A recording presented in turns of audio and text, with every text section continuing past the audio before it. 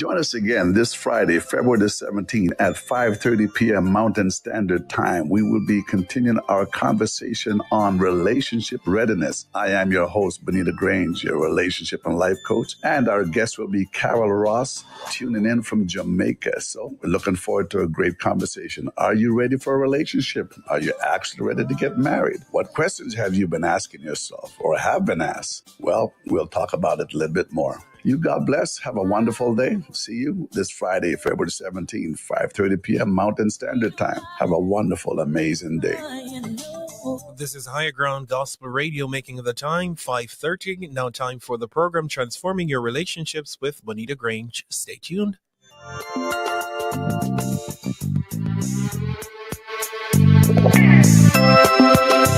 want to take you there on HGG.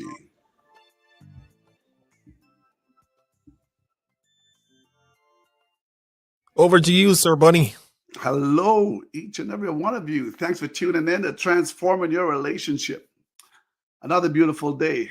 You know, it's all about what you want your day to be, no matter where you are in the world. You could be in Australia, you could be in Africa, England, where I am right now, Alberta. It can be a beautiful day. It's all about our mindset towards the day that makes the day beautiful. So what is your mindset? What has your mindset been today? What will it be tomorrow that can impact the day that you're living in? So tonight it's all about transforming your relationship. We will be having a conversation about relationship readiness. We've had about 2 other conversations on that before going into part 3, and we have 2 guests with us, which is Clive Atkinson, the man that actually owns and have input and also got this radio station going. So we thank God for him. He'll be coming in, and also Stephen and Carol McLeod. I had on the flyer there Carol Ross, but that's okay. So Stephen will be joining us tonight. So looking forward for a good conversation. So before we start, we'll hear from Carol and Stephen. Just tell us a little bit about yourself, and then we'll hear a little bit from Pastor Clive. Some folks might be tuning in for the first time. So Stephen and Carol, come on in. Tell us a little bit about yourself before we get started. Hi. All right. Carol Ross McLeod, and this is Stephen McLeod. We have been married for 19 years.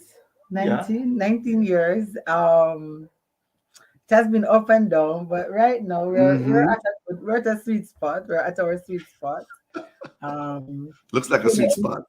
Yes, a sweet spot where I think we understand each other a lot better, and a lot of the issues that were there before, a lot of them have been worked through. We still have a couple working through, but we're fine in general. We both own a publishing company called Aftershock Studio and Product Publishing, and we have written a couple books, but a lot of them are academic books, except for Intercourse of Love, which is, well, a book about relationships. Of relationships. The different stages of relationships. Yeah, send that my way. Okay, no problem. You know. Yes, Stephen, hear about you, Stephen. Your wife didn't know whether you're coming on or not, so we're glad to have you too, obviously. Yes, it was a bit iffy. Work-life balance.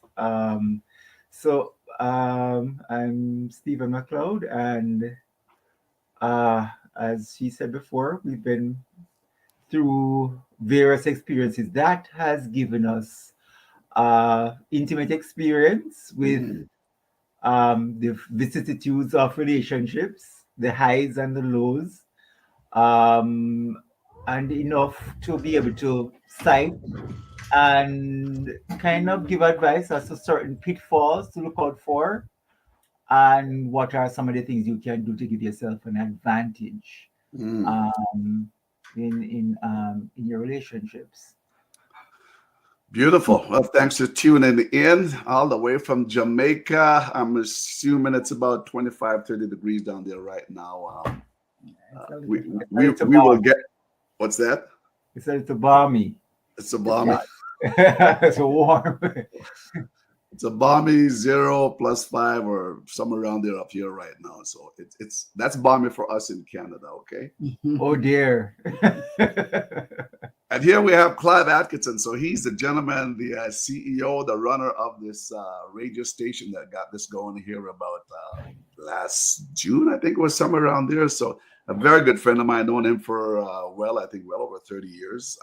So we're just going to have him just say a little bit about himself. For those that maybe tune in for the first time, you'll know who this amazing elderly man. He's also a pastor of High Ground Tabernacle in Edmonton.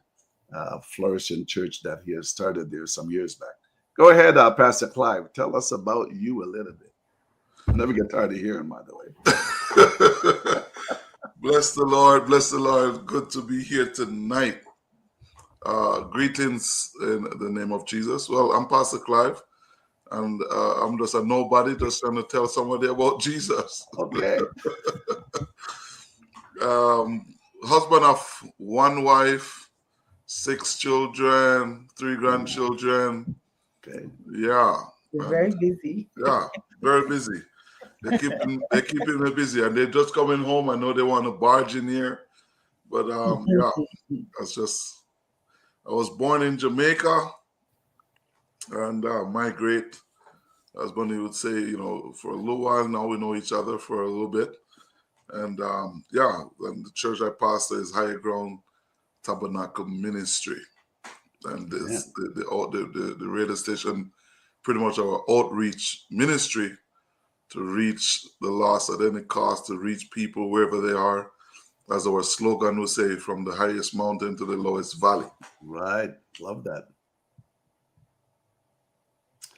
Beautiful. So Clive, Pastor Clive, he's the one that spearheaded this thing, and he's the one that got me into this area here, which I haven't been before. Oh, are you speaking? We can't hear you, Pastor Clive. Oh, sorry about that. I guess I'm mute. Sorry. Yeah. Okay, I thought you were finished. Go ahead. Yeah. No, I was just saying that that's just basically who I am as a person. There's nothing much to me. It's just what you see is what you get. All right. Watch that smile, folks. He's got a smile there that draws people to him. I don't know what it is about that smile, but everybody talk about it. Oh boy. All right. And folks, about myself, as usual, I've been married for 36 years, going on 37. Wonderful relationship, as Stephen and Carol says, and also Pastor Clive. We have our ups and downs, but those are challenging times that helps us to really communicate better. We're still working on that. Connect better. Yeah, we're still working on that. So we're here on the show, but we're not perfect individuals. We're imperfect individuals, giving credit to a perfect God, but working through our own things as time goes on. So it's so glad to have you folks. Glad to have you folks on. So let's get into our conversation here. We're talking about. I put in submission here first. Ladies and gentlemen, let's talk a little bit about submission now. I don't know if it's brought up premarital. I'm assuming. I know when I do it, it's definitely brought up. I've heard somewhere it wasn't brought up. So what's your thought on bringing up that conversation about submission, what submission would look like for either or? And yeah, let's go from there. We can start with, our new guests, Carol and Stephen there. Okay, so the topic submission is kind of interesting that you brought it up, because recently we have been having a number of discussions among certain groups about that, and on online platforms, and it's a term that keeps coming up in terms of relationships. It has become a hot button topic. Interesting. Because in times past, it was kind of a given that women were submissive, in the sense that they would defer in terms of leadership, defer in terms of decision making, and in general, men would take reign of the home and every decision based that needs to be made. But now the paradigm kind of shift, because economics, the way how society is now structured, right, it is no longer a case where men have total say, because economic situation is a lot of women are now empowered, I would think, to make their voice and their decision be asserted, and even in some cases to dominate. Because the female gender has made a lot of, we call it now, a lot of strides in becoming economically empowered, and thus it has given them more say, and society as a whole has just kind of adapted that, where now everything is based on economics. So if the woman is the one who has the greater economic leverage, then there tends to be a bit of tug and war or compromise or dysfunction in terms of how submission works. However, it is still important that we recognize that here's what I always tell people: if the designer, if the manufacturer says this is how a product is to be treated, you are to wash it in warm water, you are supposed to put it on the line for X time, whatever, that's it. If you go against that grain, it means therefore that you may find you have a problem with the product, because they would have done all the necessary tests why they would be able to tell you that this is how it is to be done. The Bible says women are supposed to submit to their husbands. I like that. It doesn't matter how fancy we get. It doesn't matter how technology has taken and how much money you make, right? It doesn't matter how much money you make. It's a timeless principle. A timeless principle. That's well, it. I don't. We have gotten so advanced that we are constantly making new decisions and finding ourselves in new problems. It's a simple rule. These are paradigms that I would often call them social experiments, right? And over the years, society has come up with all these different rules that say, you no longer need to do this. We're in modern times, but all of these are simply social experiments, which have over the years, and many of them have derailed a lot of things, family life, children, behavior, a lot of things that we think of as being progressive and modern, and they simply don't work out. Right. But submission don't mean losing yourself. Absolutely. It doesn't mean you're losing yourself as a person. No, that's not what submission means. Submission means that you recognize his kingship, you recognize your husband's lordship, and I'm using it not in a way to suggest that you lose all of you and put him as king, but if he's king, you're queen. You understand me? Absolutely. King still has authority over his kingdom, including his queen. And he wants to have that authority over his kingdom. And he needs not once.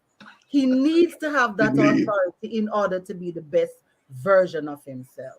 In order for him to be the best husband, the best father, the best man he can be, he has to be given the opportunity to be that person.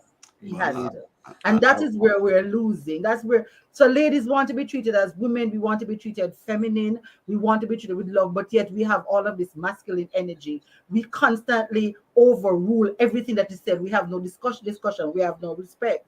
And we cannot get that love. We want to be treated as princess and queens. In order for you to be given that title, you need to allow yourself to behave that way. Beautiful. I like that. We have to allow ourselves and willing to submit one to another. No, thanks for sharing. Beautiful. I mean, I have lots of comments that could come in there, but I want to hear from Pastor Clive too. He's done by the way, these folks that you're just hearing from, Stephen and Carol, they're also counsel. They're on Marriage Matters, which is an international organization that they have. They're in Jamaica, so it's worldwide. So we can give you the information on that afterwards. Pastor Clive also is a counselor too, and the same with Stephen and Carol, both counselors. So let's hear from you, Pastor Clive. Submission, because I've heard almost implies if I submit, it's like I'm losing my identity. It's like I'm losing who I am. It's like I don't have a voice like I should have, which is wrong. But at the same time, that's a person's perception, not necessarily right. So let's hear from Pastor Clive, and we're just going to take a time to have each individual just come in as go ahead, Pastor Clyde. It's relationship. It is important now when we get in, ourselves into relationship, that we know the person who we're getting married to. Yeah, amen.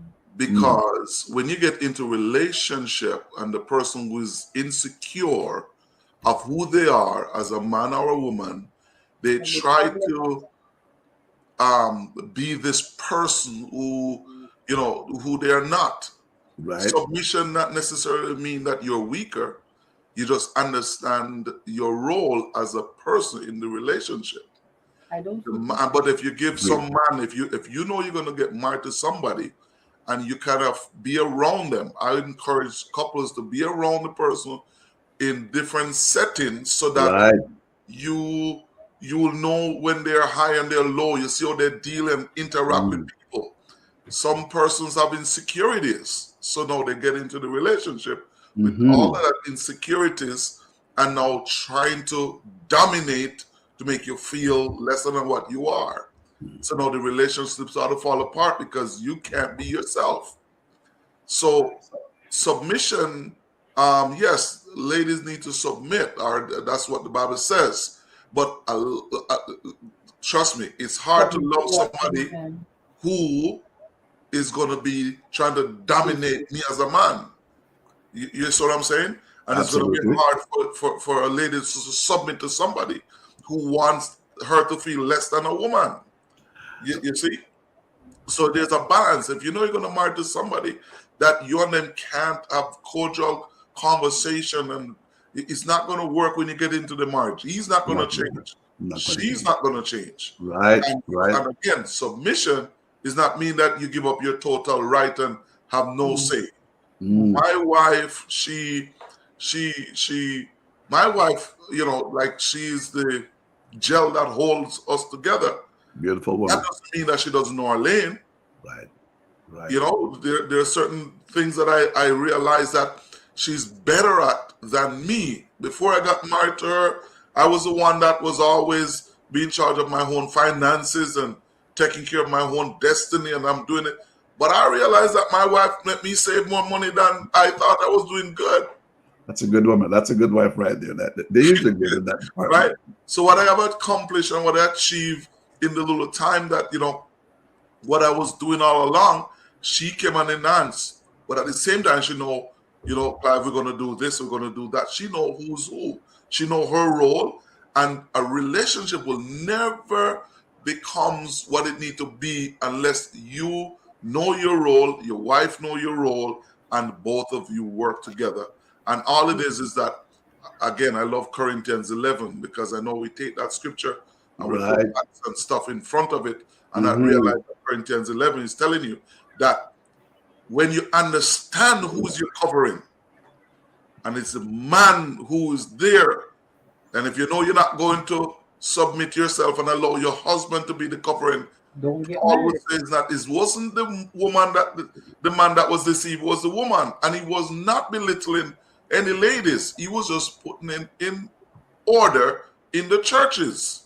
Yeah. Because at the very end, he says, neither the woman without the man or the man without the woman.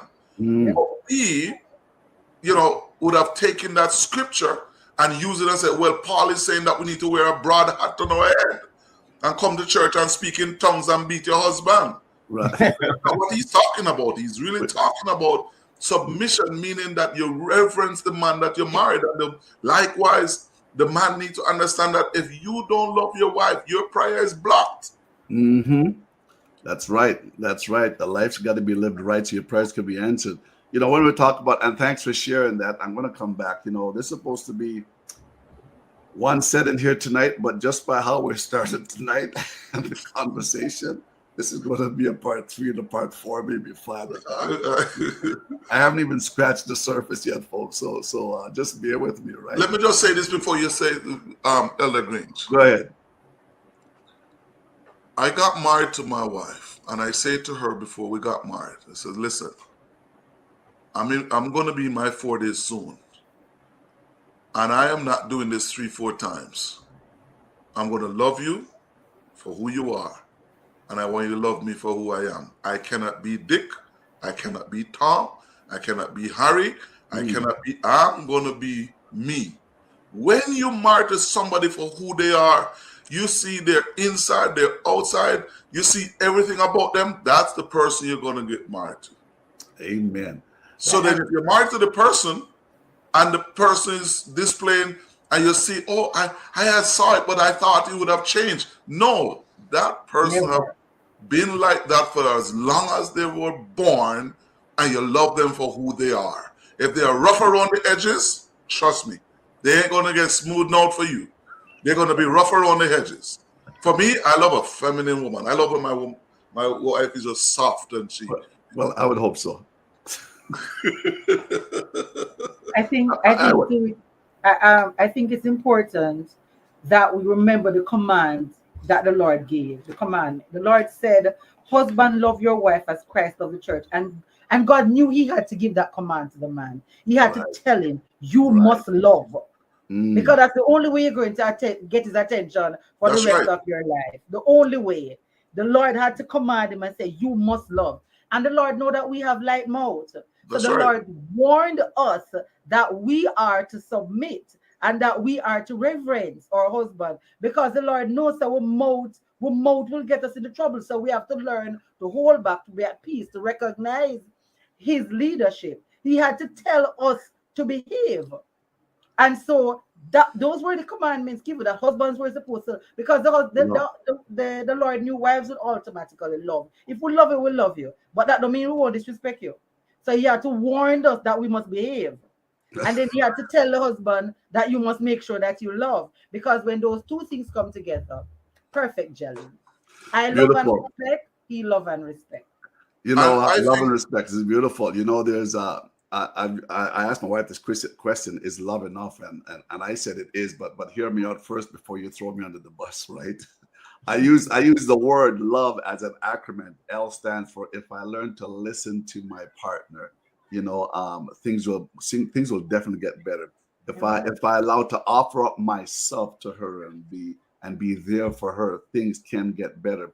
If I value her as I'm supposed to value her and love and honest and cherish her, things will stay together. And also E for empathy. If I'm being empathetic, in other words, if I'm emotionally available, why would you want to throw me away? So that's why I say when love is enough. And I know some might not agree, but that's Bonitto's acronym, and you can't mess with that. But anyways, to go on here is when we talk about submission, we're talking about selflessness, we're talking about accountability, we're talking about service and respect for your partner. It's not slavery. It doesn't mean that you lose your identity or your voice. As I've said before, I've heard married women that say after they reach a certain age, it's like they finally recognize now who they are, because they've been trying to please and please and please for so many years. I can see you can validate that, right? They've been trying to do that and then all of a sudden you turn the light switch on and says, so who am I? Where do I belong? Do I even fit in this little box that I've been placing all my life?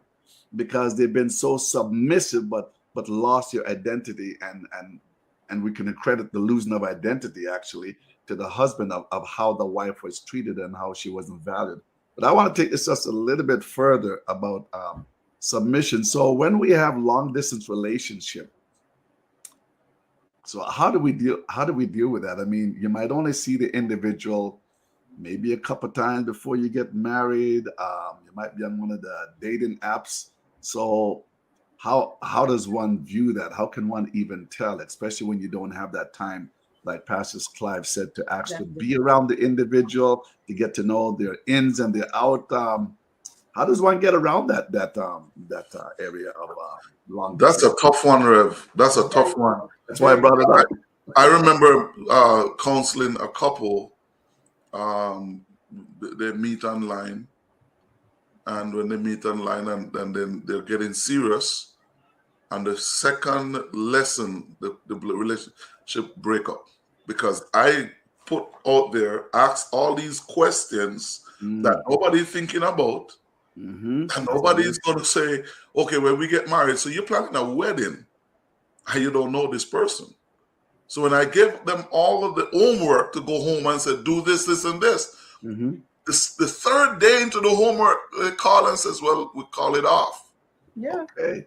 Because there are things They that, don't know each other. listen, when you don't know somebody, I'm telling you, online some people, it may work because you can have great conversation, but when you come together in person, the chemistry is not there. Then what do you do? Don't get me wrong, and I'm not saying a long distance relationship cannot work. It's just a conversation about how does one get to know that and how does one really deal with that, right? Carry on. So that's why it's important. Then you have something like online or long distance.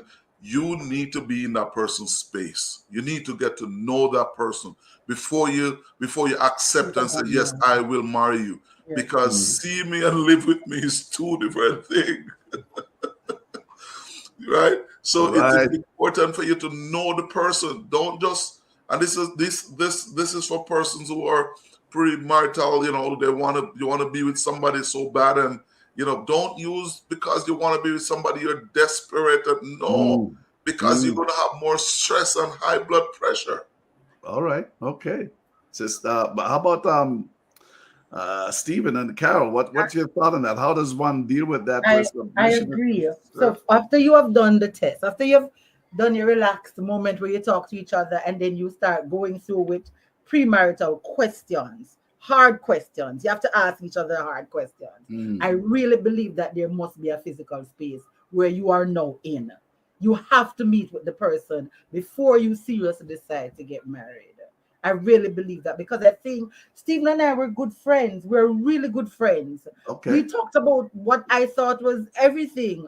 But when we got married, it really wasn't everything. There were so many things that came up that shocked me, that shocked him.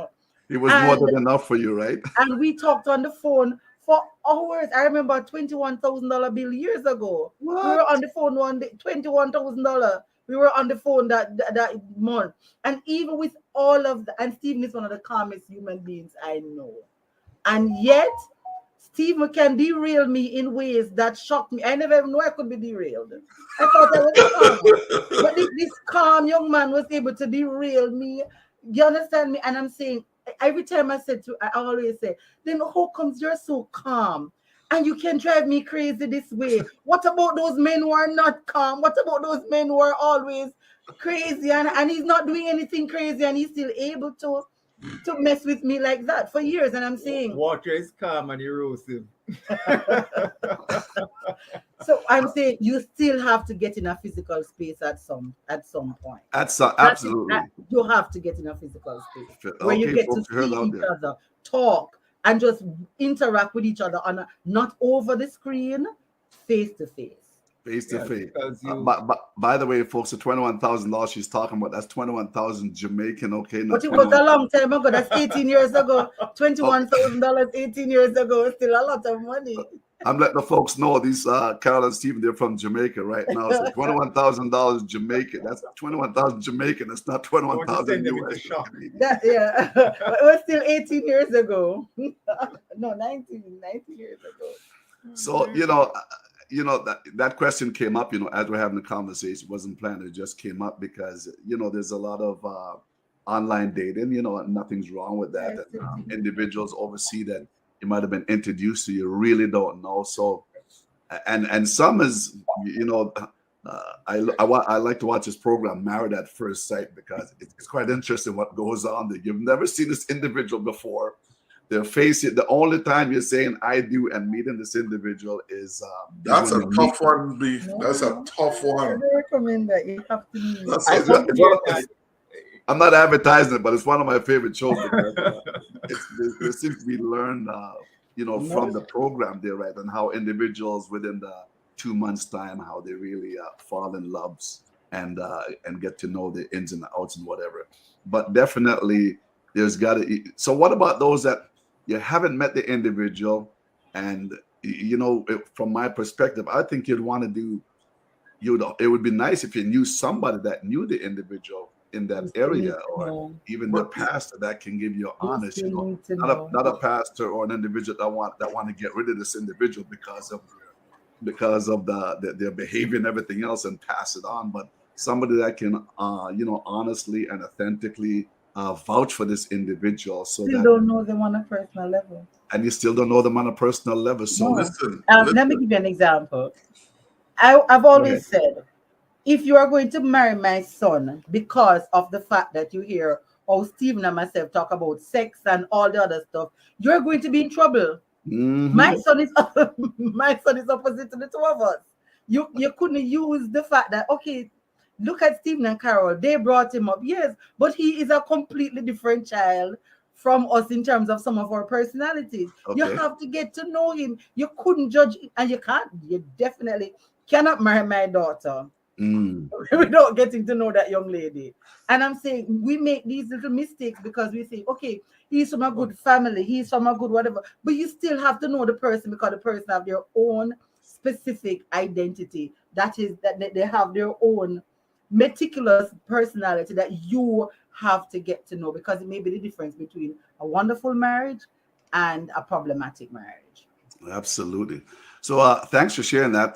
So the readers, those listeners that are out there, just food for thought, right? Those that are doing long distance relationship, definitely it's important. I believe that not that you get to know them verbally just over the phone, but also have that connection when you can see their behavior. Because uh, I've always used a statement: love is blind, because love blinds you from the reality that you need to see, but you can't see because, sometimes it might even be love or lust.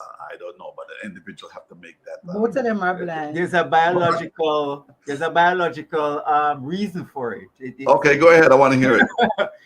Actually, all we need to remember, at the genetic level, our bodies know that we are mortal, and it's and like a computer, its prime directive is my gene must live on. So whatever chemical compound it needs to concoct for you to feel that deep sense of infatuation and attraction, it's all geared towards making you reproduce, a reproductive machine. Your Okay. gene simply is like, okay, people, we need to get this thing going. We're not going to be around forever. So whatever hormones we need to concoct for them to fall in love, ignore and make sure that concoction of hormones bypass the logic, Right. the brain's logic. We don't need the brain's logic interfering with our prime directive. We need to reproduce. As a matter of fact, we're going to go so far as to also ignore the moral codes, all of those things, like monogamy. No, we don't need that. Our prime directive is to multiply. We need to pass on our DNA. And you see, this is what Paul described as the law of the flesh, and that's why it say you must walk in the spirit so that you do not fulfill the law of the flesh. Because the law of the flesh is like a computer program. Your biological drive is to reproduce, and sometimes at the cost of logic.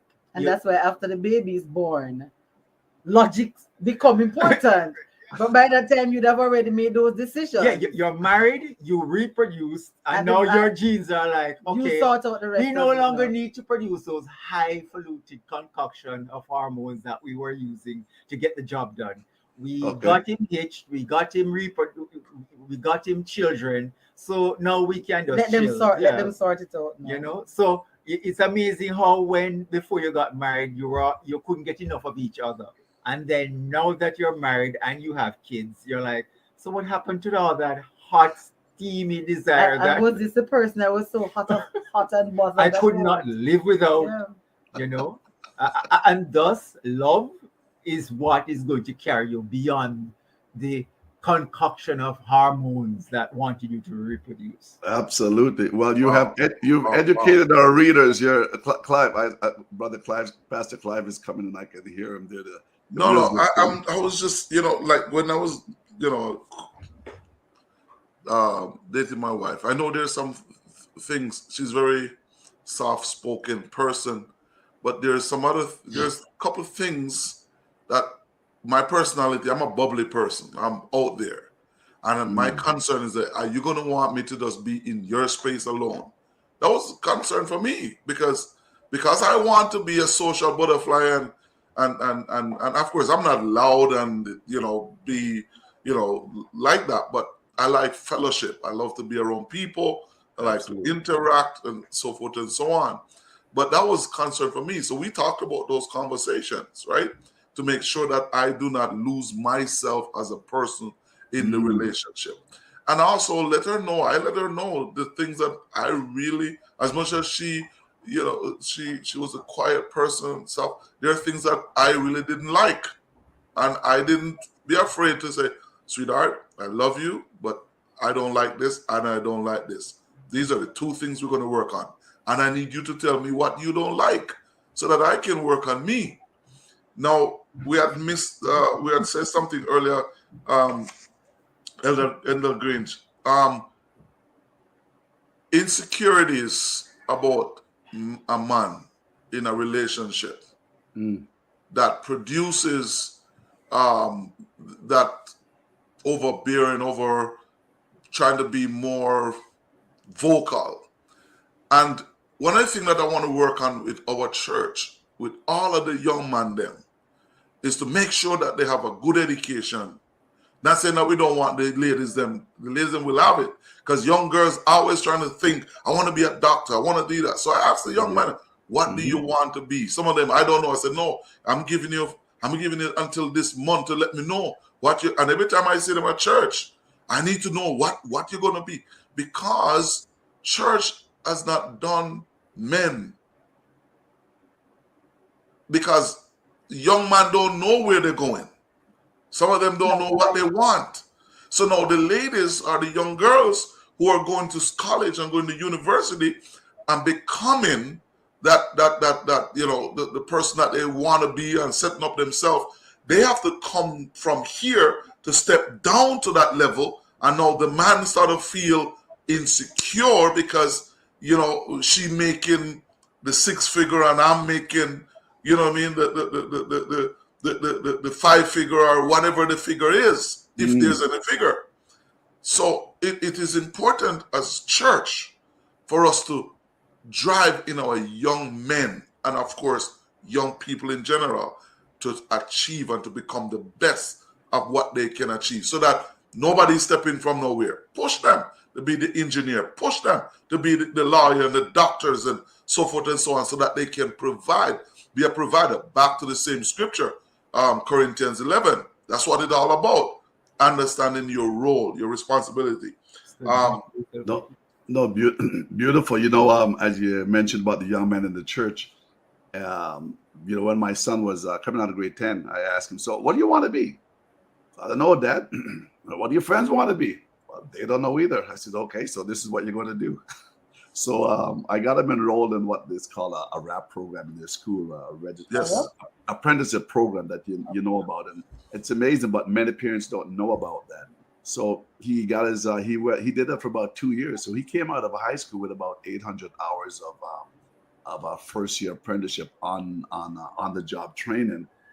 To qualify for full first year, you need 1,500 hours, which he did get after he graduated from school. But the thing about it, and so he never really stuck to that, but he spearheaded off into something else, which he's doing right now, which he's doing very well. But at the same time, that experience that he's had, that he has, you can't take it away from them. So sometimes, as parents, because we're setting them up for life, we're setting them up for relationship. Like everything we do, it's all about relation. Life is all about relationships. So if we don't set them up at an early age, as you mentioned, Pastor Clyde, then we got to have some of that onus on ourselves. So as time went on, now I didn't want to push him because with the heavy duty mechanic, which is what he's doing, it can be dangerous if you're not focusing. If you're not focusing exactly know what you're doing, and have that good mentor that's there with you. So after a while, he gravitated to something else, which was good. But at least it wasn't somebody that was finishing high school and just wandering, just aimlessly. No, ask him like you said, because what we're talking about relationship readiness. That's what we're setting our children. That's what we're setting them up for, is relationship readiness. So I want to the question here that comes up. May I just interject here? A man without a purpose is dangerous. A man that does not know his purpose is a dangerous man. Is it? Whew. Yes. Oh boy. The Oh man boy. that knows his listen to me. So when a man knows his purpose, Can't stop him. husband. You can't stop It him. makes him disciplined. It makes I him love it. I love disciplined. it. It's all like you have one right beside you. Let me tell you, man. When a man don't know what he's there for, drives you crazy. Well, And the thing- before you marry, and the person will have to have it together, but the person have an idea of what he wants. He knows Wow. exactly what he wants. Say, look here, I want to be X and Y, but I'm not sure how to get there. But that's what I have in my mind. But see, when Right. he has that purpose, he doesn't spend all that time looking at every skirt tail that passes. My Because Lord, he you're has a reading purpose. you're reading Yeah, my something story. working towards. But when you pick up a man that doesn't know what he wants, you're begging for trouble. He's gonna be blown by every wind of influence. But I love him. But I love him. He looks like he just come out of the Garden of Eden. But I love him. Baby, let me tell you, eternity is too long to be wrong. Marriage is When too you long go, to be- hear me tell you, I am married to the gentlest person I know, one of the My brightest Lord. men I know, and he drove me crazy for a very That's- long time. And he's not the okay. hitting type, he's not the shouting type, he's not the crazy type, he's calm, collective, and he was able to drive me crazy. But that's And crazy I'm love, and saying, that's why and that's I'm crazy. merely saying, and I'm not saying it in a bad way. I'm saying if I could have somebody who is relatively solid, drive me crazy. Notice he's not saying anything. Listen, Can you imagine when you if take benign could create so much damage. But Can you imagine? Sister So I'm Carol, just saying to the lady, craziness drove you to love him in a different way and caused you to I love don't him. know. God, I think God placed a love in my heart for him. It was just simple as that. Every day I ask, how we got together. But I think God saw our purpose. He knew the Wow. purpose together would be very good together. He knew that. Every time I ask me, so how did this happen? When we met, I was a writer and she was a director. Okay. And the way how we interacted at first was she was the head of the speech choir at our church. And I kind of interloped my way into her life by writing stuff, writing plays, writing poems. Nice. So we formed a close partnership from then, and it just led into marriage. You know, we saw a lot of things alike. And let me tell you, I can tell the advice I can give you about marriage is this. We're talking earlier about submission. Right. Now, yes, the Bible says wives are supposed to submit, but it also carries with it the responsibility of the man. Now there are two responsibilities that you're going to have, two things you're going to need to inculcate in order to make submission easier for your spouse. And those two things are, you have to master, are competence and communication. Competence is that you need to master something, no matter what it is. Whether you are an engineer, handyman, plumber, electrician, writer, lecturer, teacher, whatever it is, you need to be competent, right? Beautiful. And if you have multiple competencies, that makes it even better. So if the pipe breaks but you are a lecturer, but you can still fix a pipe, oh my God, you're I mean, what points? Yeah. The light switch stops working and you're able to fix the light switch. I've never understood that. More points. More because points. That's what my wife says she likes about the fact that you have to be the more of a problem solver you are. I mean, you are just like you don't have to beg for anything. Yeah, but my wife just reminded me about that the other day, because I do a lot of this, a lot of that around the house and everything else. So I got a lot of points just for that. And to those men that are out there, let me say this: I have a lot of friends. I have doctors and lawyers and stuff who are not. They will call me and say, "Clyde, can you send a guy over to fix this and that?" fix it while buy a set of hammer, man. Some screwdrivers, have it in the house. It turn on your wife. Very sexy. And when she come home and the light that wasn't working, you make me fix it before she reach there, and then you just come off of the ladder and say, Yeah. okay. Don't tell her no lies, you fix it. Just look at it, and if she asks a question and say, isn't the light working? What are you worrying about? Yeah. The one switch turn. I mean, Stevie can't fix the light, but the one switch turn on. The way he did it, he made one switch turn on 3 different lights. I still thought you were sexy. I want to go back to what you said. You cannot sit there and just not try. You have to at least try, because you're gonna make mistakes, you know. But in making the mistakes, you're gonna learn. Yeah. You're going to learn. Wow. Yeah. And I want to go back to what. You know, you get more and more competent.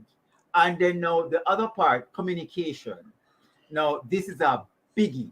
Now, when we talk about communication, people, that one's coming up. One of those things like, oh God, oh, it's like the what do you call it? It's a cliche about relationship, but I'm telling you, it is the most important cliche that exists. Because let me give you an example.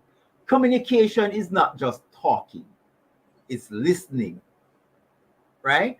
So, for example, I used to just go by, okay, she said this, so that's what I'm going by. And then I don't listen to what she's not saying, you know? And as males, we tend to be very lazy when it comes to mastering communication. Okay, tell us. When 2 men are communicating, when I say the pan is over there, can you go get it? That's exactly what I mean. But when you're talking to a woman, you can't use the same direct. You have to be more nuanced. You have to put more purpose into it. You have to think. And this is why marriage is so awesome, because guess what? Or hard.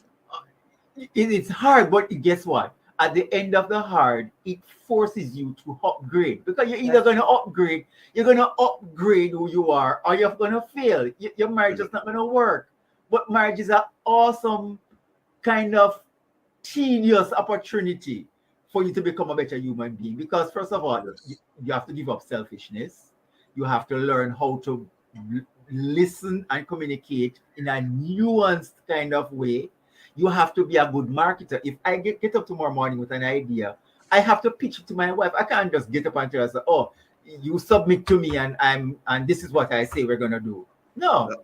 Tell me how the best way for me to get it done, to get my way, is I have to sit down and say, all right, how am I going to pitch it to her in such a way that here is the hard part for her to do, but here's what I'm going to put in to sweeten the pot, right? So when we talk about communication, it's really like you have to be like a marketer to your wife. You have to, when you introduce something, pitch it. Don't just say, this is what we're doing. No. If it's something that you know that she's not going to readily, want to do or whatever, you have to be like a marketer. And marketers have to be very good at communicating what they want. So, Stephen, thank you for that. Beautiful. The line I use is seek to understand first before you're understood. But I don't want to jump into communication, because that's coming down the road here. We're not even going to get to that. So you're going to have to. We will be coming back for another part for this.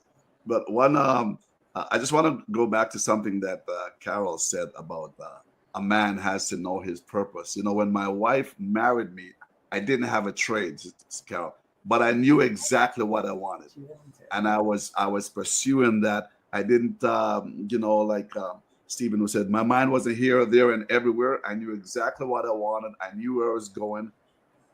And so, excuse me. So when a lady knows that about her man, it gives her a sense of security that, okay, I can depend on him. I'm not going to be here in this side of the country today. I'm not going to be down here. I don't have to worry where the next bread or the next meat's coming from.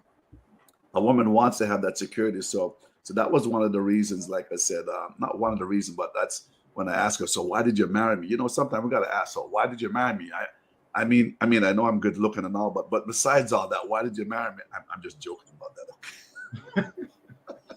There's some reasons why, and so it brings out what's in a person. Like, yeah. So what was there? Because when you think about it, Carol, there was a whole lot of other men that you had seen, and the same with Clive, and same with all of us. But why this particular one? What was the intricate detail there? You know, what did draw you to this individual? But what I find, and we got about 10 more minutes. What I find though is, and I want to ask this question is, how many have married and settled? How many have married and settled?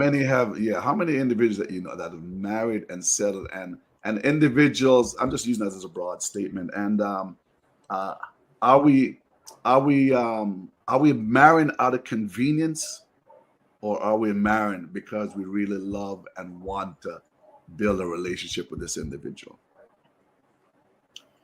All right, so that question has two heads. Yes. And I want to address both. When a man comes to you with a purpose, and because I want it to be a principle. Everything I'm doing right now is Stephen's dream. I'm not even gonna lie. He brought me over, and I'm here. I don't even want to be a principal anymore. I marketed. Whatever. What I'm saying is, because he wanted this so badly, it was not very hard for me to want him to have it. Yes, in the process, I think a lot of me went dormant. Dormant, okay. Went dormant. A lot of me went dormant. But then I had to figure it out and recognize that there were sides of me that had gone dormant and take back control of that. The good thing about it is I am married to a man who wants to see me do great, which is awesome. If you are married to one that does not want that, I apologize. I don't know how you're going to deal with that. But I happen to be married to one who wanted to see me do good. It's easy for us to lose ourselves in our husbands. That is why I understand when the Bible says the married woman seeks that of her husband. It's a mental. I don't know if it's the coming together and implanting all of that stuff inside of you. And so he deposits all of you in you, all of himself in you. It's very easy for us to lose ourselves, especially if we're in love with our partner. Absolutely. We have to physically catch ourselves. Wow. And remind ourselves that there are sides of us that belong together, but then I also should have that side of me. If I find that I'm giving, and he is taking, and there's no balance, women become bitter. Women become very, very bitter. And so from a husband perspective, you too have to be careful that you are not enjoying the taking, because later you're going to suffer. Absolutely. You're going to suffer later. So you need to also see the fact that she's giving everything and talk her out of some of the stuff. Look here, honey. You sure you don't want to go back to school, honey? Because I've been hearing you talk about that over and over. I think next year you should try that. Even though you're enjoying her doing all of your business. You know? I remember having to just pull back and say, to the point where Stephen thought it was just an expectation that I'm always going to give in. You understand me? Okay. It was just, and he's not cruel at all. Not because he's sitting here. By no standard at all is he cruel. But most men are going to take the part that is least resistant. So if you give him everything, he's going to take everything. It's not like he's cruel. You're handing it to him. That's what we do. Ladies have to find that place where they have not given up everything to the point where they have lost themselves. Because in order for us to be great wives, we have to know our purpose also. I think you have spoken for a lot of women just about now. We just need to take a minute to soak all that in. Wow. No, beautiful. So Pastor Clive, from your perspective, we got about another 5 minutes here before we end. Like I said, this is going to be continuation, but I don't mind be finished. We can share again next week if you don't mind. I remember when I was getting married, Elder Grange, you were a part of my whole counseling and stuff. And I asked my wife, maybe like 5 times, why me? Why say yes to me?